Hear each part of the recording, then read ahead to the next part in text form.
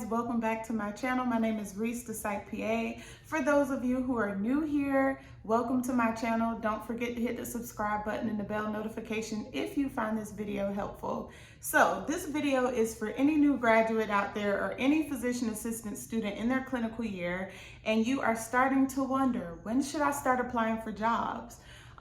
What about my experience? I don't have experience to apply to my CV to apply for the job, and you're wrong. Or what about a job opportunity as a new graduate? Nobody wants a new graduate, and wrong. So keep watching this video as we get into some things, okay? Like I said, it has been a while. I'm sorry. I have neglected you guys. Work has been crazy. The world has been crazy. There's a lot going on, but I'm back, okay? The whole reason why I'm doing this video is because I put up an Instagram reel from TikTok. You know, I just reutilized my TikTok.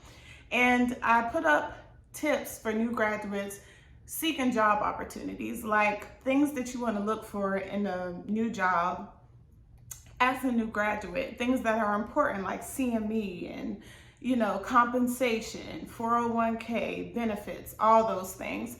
But there are people that I know personally that are in their second year or clinical year of PA school, and they're starting to get close to graduation, and they're wondering, okay, when should I start applying for jobs? Well, in this video, I'm going to give you guys some tips. I'm going to tell my story. I'm going to tell what helped me secure my first job before I even graduated, and some of the things that I did, and kind of how I stepped out on faith, and I was very bold and confident.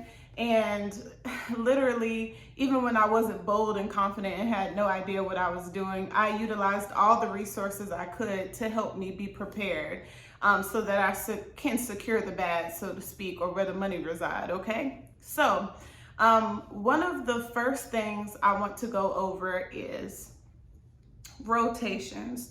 So you're in your clinical year, and I'm pretty sure your teachers probably already said this a million times.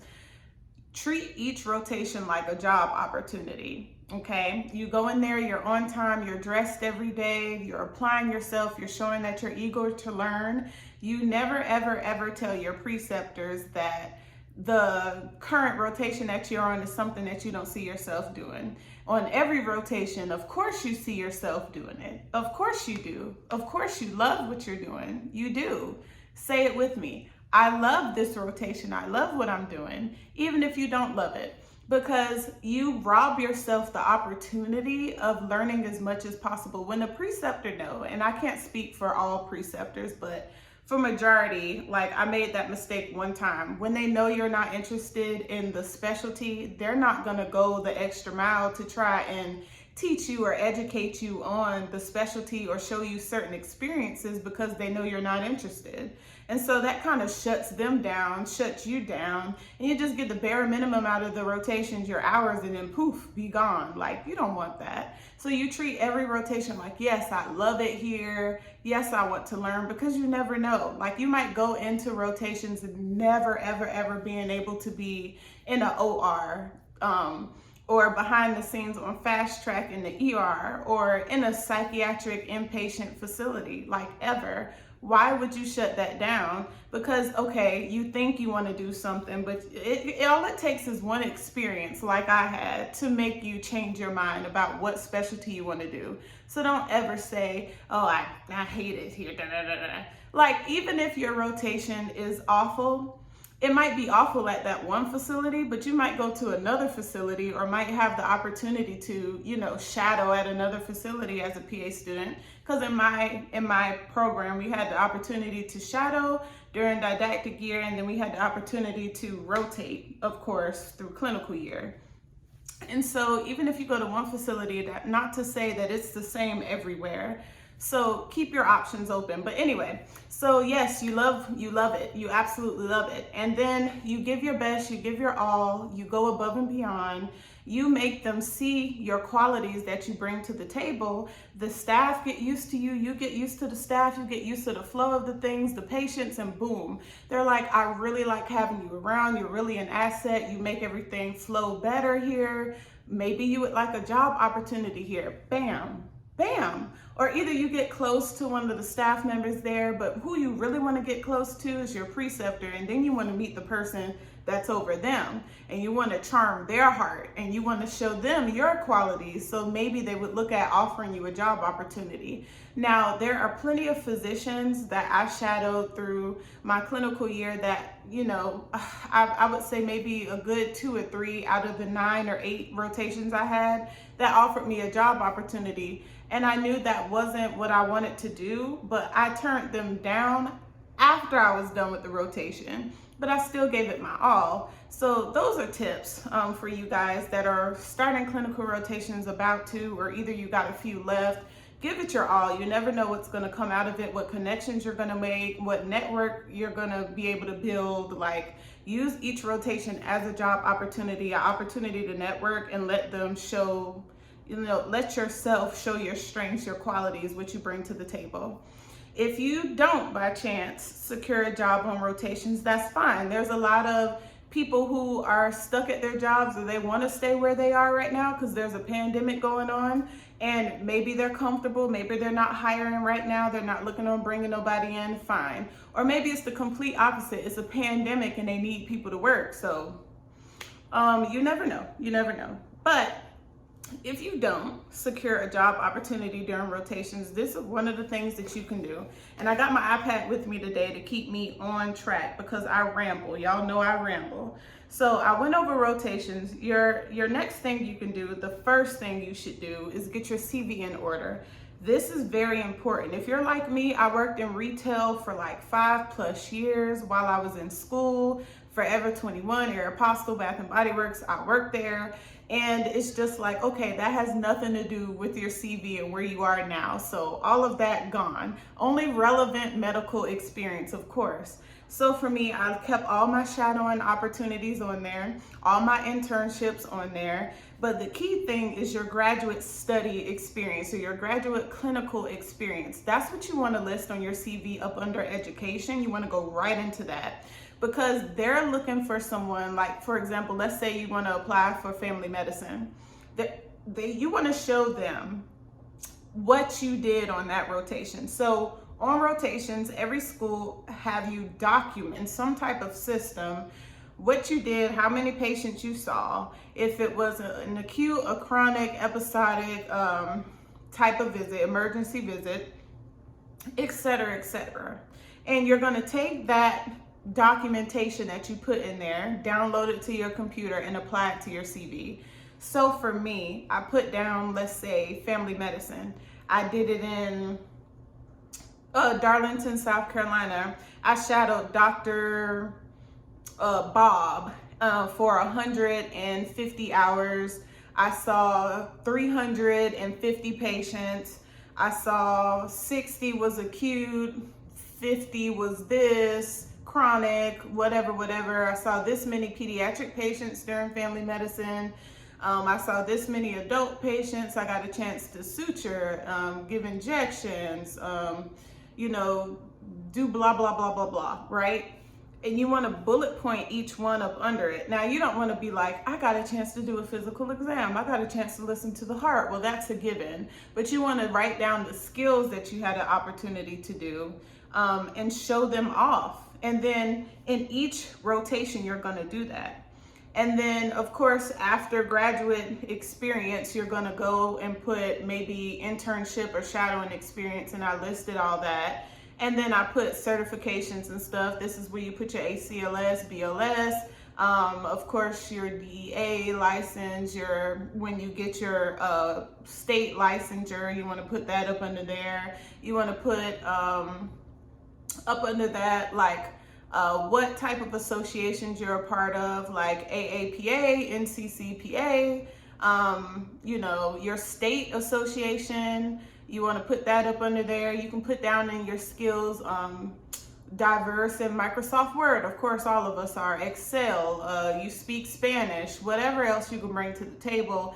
And then at the end, I put references available upon request. I do not put the same references down all the time. And I might meet people, and I might have different experience and stuff. So my references are available upon request, because I got to put some thought behind who I'm putting down as a reference, okay? Yeah. But that's pretty much like the outline of my CV. And so what you want to do, and especially, of course, I'm pretty sure all of you guys know you do a header and you put your name and your email address and your phone number and your address and all that stuff. That's a given. I didn't feel like I need to say that, but you get to the Career Development Center on your campus to look that over. You get your director to look that over. You get your advisor in your PA program to look that over. And you just keep doing it, keep doing it, keep doing it. And then you go to the Career Center and you go do mock interviews. You let them mock interview you for a job. The same time, you're gonna go ahead and start applying for jobs. And see, this is what I did. So as I'm going through mock interviews, I got my CV together. The next thing is you want to start actually applying. Now, a lot of people were like, okay, so when is a good time? I started July of 2018. I didn't graduate until December.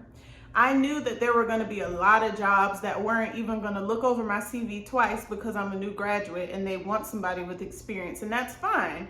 But the worst thing they can say is no or never get back to you as an employer. Fine. You just keep applying, and there's going to be plenty of no's, but you just need one yes. You just need one opportunity, one yes.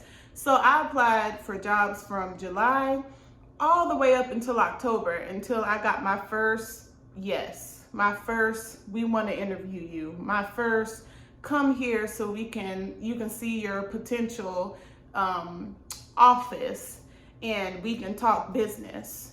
My first one, because that's all I needed. And I've been with my current job for like 2 years. So trust me, guys, being persistent, being determined pays off. So yeah, you're gonna have plenty of no's. But so what? So just keep applying. So you take that wonderful, beautiful CV that you made, and now you're confident because you did all your mock interviews and you apply. You apply to jobs that ask for nurse practitioners. You apply for jobs that ask for experience. If you don't have a family, a husband, kids, you apply for jobs that cost you to move to another state because you can do that. And you just make sure you negotiate your contract as far as compensation and relocation goes. You can do it. You can do it. It's possible. Don't let money hold you back, because I ain't have no money when I graduated from PA school and I still relocated to Virginia. Just do it, guys. You can do it. Okay, let me go to my next point. So we went through rotations. We went through the CV. We went through when to start applying. So what I use to apply. So I'm going to start with recruiters first. I use the PA job source, and that put my CV out there. So it's kind of like, I don't want to say it's kind of like Indeed, but in a way it is, but just for PA jobs.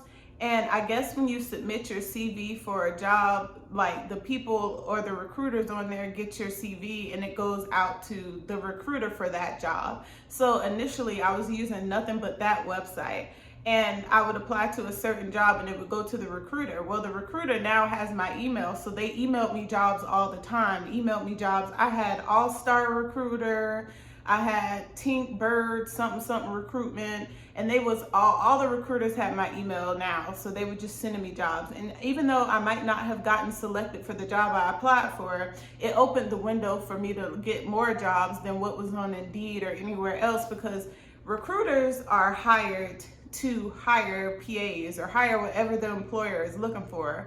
And if you take the job, that's how they get paid. They get paid from the employer or the company. So of course they're going to do everything they can to help you secure the job, because that's securing their bag too. You securing your bag, you're securing their bag, we securing our bag together. So of course they're going to advocate for you. They're going to treat you well. They're going to try to send you jobs because they want you to get the job too, because that's how they get paid.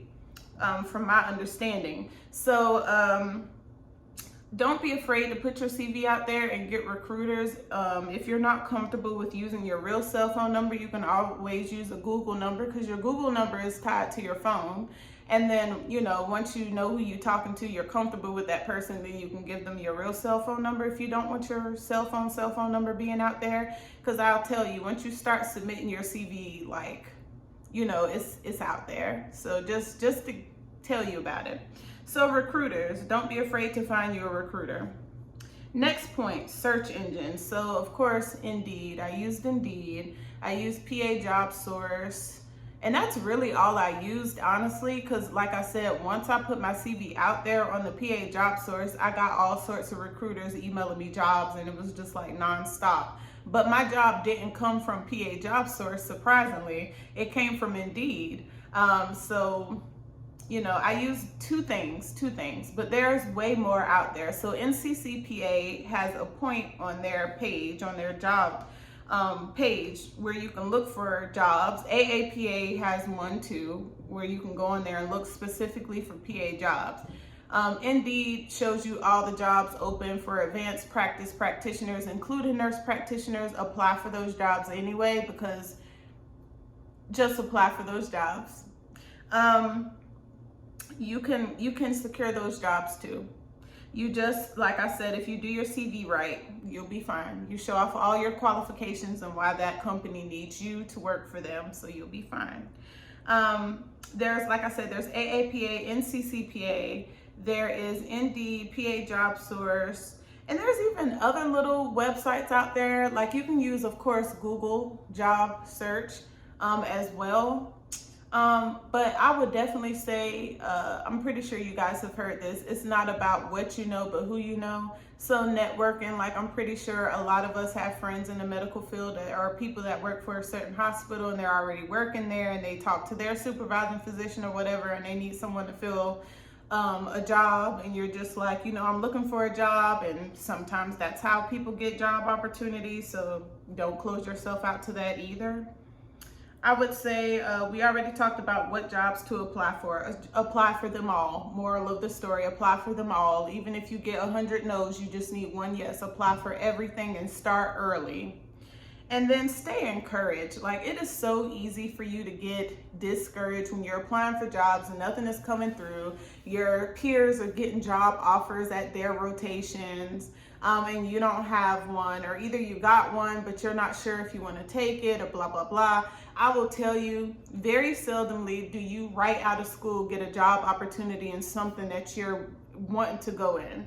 And that's why I'm so thankful, because luckily I did.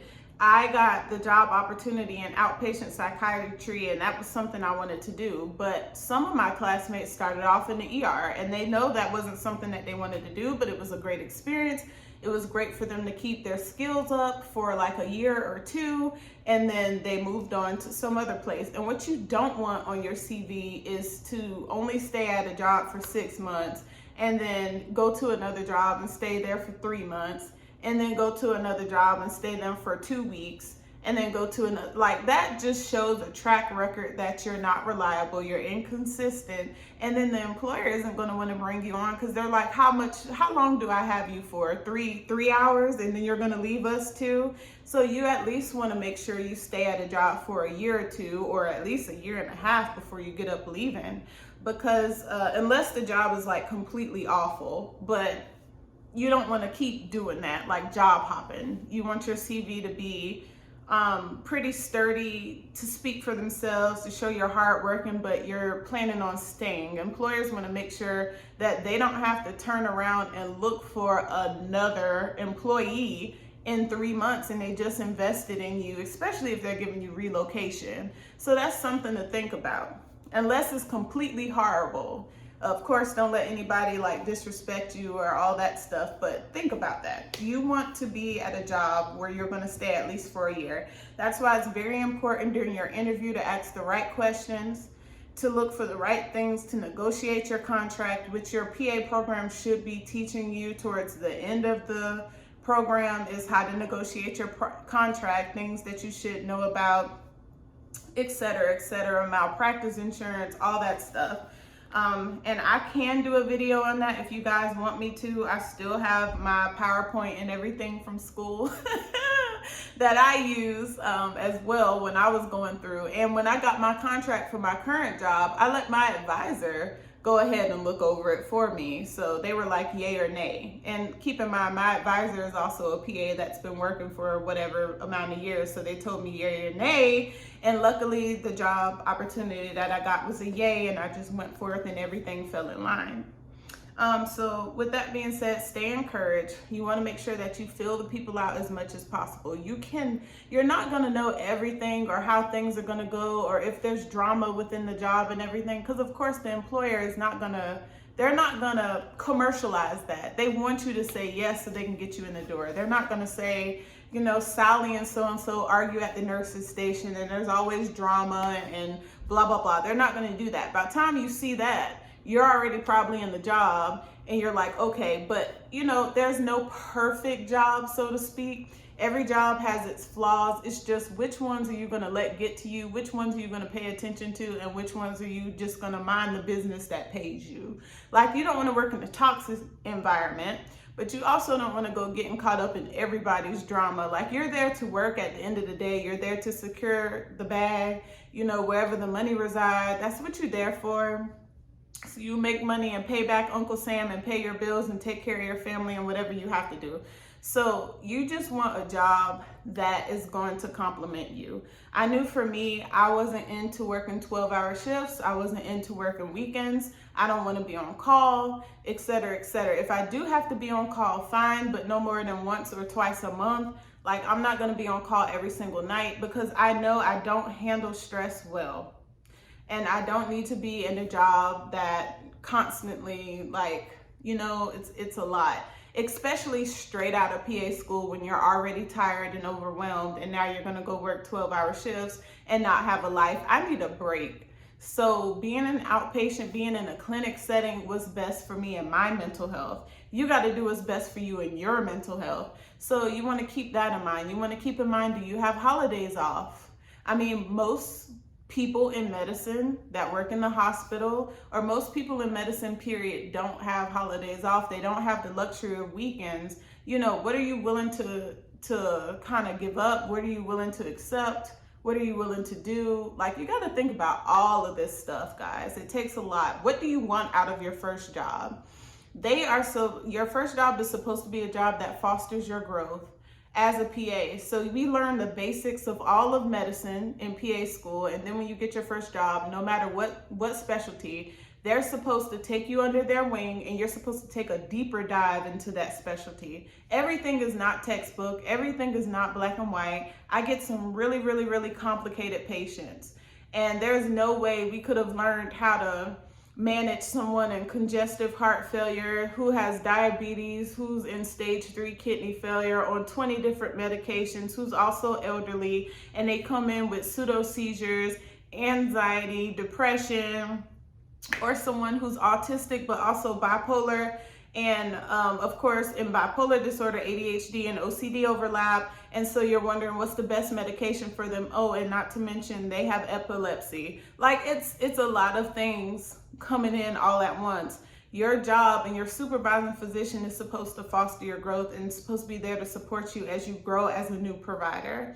And let me tell you, that transition from student to provider, woo, that's a heavy one. But it will happen. You will get comfortable in being a provider, but never get comfortable or feel like your head is too big to learn, because that's when you create trouble for the patient. You're always supposed to be on your toes as a provider. I don't care how long you've been practicing, because that's when you do harm, when you get comfortable. My preceptor taught me that in internal medicine, and I never forgot that. So even though I work in psychiatry, I have my CAQ, all the things, that means absolutely nothing, because I'm still a student at the end of the day. Even though I am the provider, I'm never too good to learn. Always remain humble. But I'm done rambling, guys. If you have any questions, please leave them in the comments below. I hope you found this video helpful. If you want me to record a video on how to negotiate your contract, so to speak, I can tell you what I know. And we can go from there, or what worked for me. And I have a huge announcement coming out soon, so stay tuned for that. If you follow me on social media, if you don't, follow me at The Resilient PA, also at Dreams Inspire Life, which is my mentorship program. All the links will be down in the description box. And guys, if you haven't heard, our merchandise has dropped. We have t-shirts, we have coffee mugs, we have sweatshirts. Check me out at theresilientpa.com. Until next time, guys, it was so good to speak to you. See you later. Bye.